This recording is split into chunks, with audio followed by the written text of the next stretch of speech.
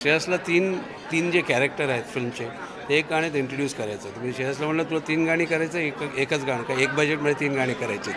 We were joking, पण ही सिच्युएशनच्या हिशोबाने it was a good challenge. 3 वेगळे कॅरेक्टर आहेत आणि त्यांच्यासाठी तो गाणं कसं ट्रॅव्हल करेल एकेकाला इंट्रोड्यूस करायला. तर बघितलं तर त्याचं 4 म्युझिकल स्टाईल्स आहेत. ते इंट्रोडक्शन जे गाण्याचं आहे तो वेस्टर्न क्लासिकल युरोपियन स्टाईल आहे, तिथून मराठी टाईप म्युझिक आहे, तिथून डायरेक्ट रोमॅन्टिक ब्राझिलियन म्युझिक आहे, त्याचं डायरेक्ट लावणी तिथून. तर 4 मिनटात ते कसं एक गाणं असं वाटायला की एकच गाणं आहे. तर ते चॅलेंजिंग होतं, म्हणून मला पण आवडलं की चला करूया काहीतरी वेगळं. जसं गाणं कंपोज झालं आणि जे सिच्युएशन होतं त्या गाण्याच्या हिशोबाने आम्ही डिसाईड केलं का आता जसं का पोस्टर बॉयज 100% अवधूत त्याचं स्टाईल आहे, तो नॅचरली तसं गाईल, त्याला जास्ती एफर्ट नाही घालायचं आहे. आणि एंडमध्ये तुम्ही ऐकलं कसं गायलं तर ही सांगित ब्युटिफुल आहे. आणि तुम्ही स्वप्नीलला ऐकतील आणि बेला इज व्हेरी रोमॅन्टिक.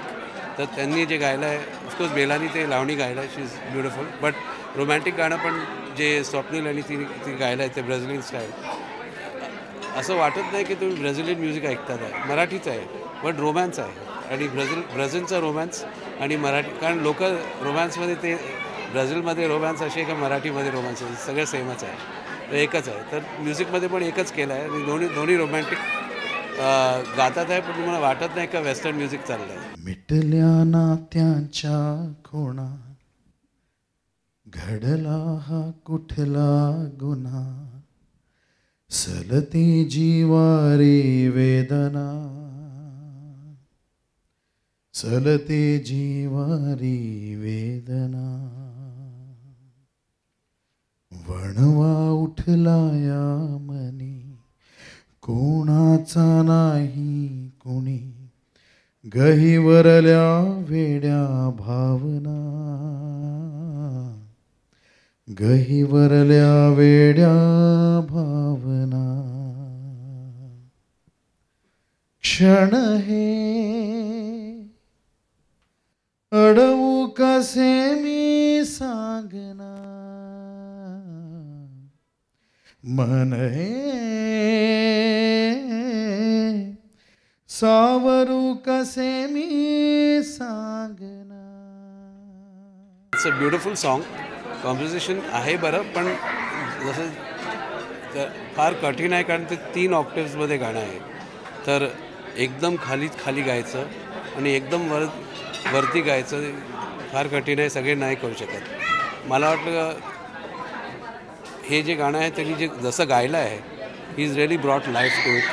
आणि जो कॉम्पोजिशनला पाहिजे होतं, कारण मला एक बरा सिंगर पाहिजे, मी असं कॉम्पोजिशन आहे, मला एक सिंगर द्या का मी गाणं पुढे घेऊन जाईल. I think he is done a fantastic job. आणि मला असं वाटते का मराठी, त्याला वाटते की he is done a fantastic song first time in his life. मला पण असं वाटते. पण आय एम ऑल्सो हॅपी की मराठी फिल्ममध्ये फर्स्ट टाईम मी काहीतरी करतो आणि असं एक छान गाणं करायला चान्स मिळाला आहे. So I have to thank Shreyas and त्याचे सगळे टीम, कारण ते मला sir okay you want to do okay. 3 गाणी जे मी कंपोज केले, जसं ऐकलं श्रेयसनी okay, second song turn okay okay great. तर we are on the same platform. म्हणजे जर मी समजलं की श्रेयसला काय पाहिजे आणि फिल्ममध्ये काय इमोशन आहे आणि तसलं गाणे कंपोज केलं, आम्ही काही गाणी चेंजच नाही केली. 3 गाणी मी त्यांना प्रेझेंट केली, 3 आहेत तसे तुम्ही ऐकता तसेच पहिलं श्रेयसनीच ऐकले, काय चेंज नाही आहे त्याच्यात. So it's very nice to work with somebody जे समजतात त्यांना काय पाहिजे. नाहीतर कन्फ्युजन होतं, म्हणजे लोकांनाच माहीत नाही त्यांना काय पाहिजे, मग हे पण पाहिजे ते पण पाहिजे सगळं पाहिजे, पण ते क्लिअर नाही आहे. तर Shreyas is very clear. It's good to be clear. तर त्या हिशोबाने मग एकच म्हणजे रस्ता एकच आहे दोघांचा.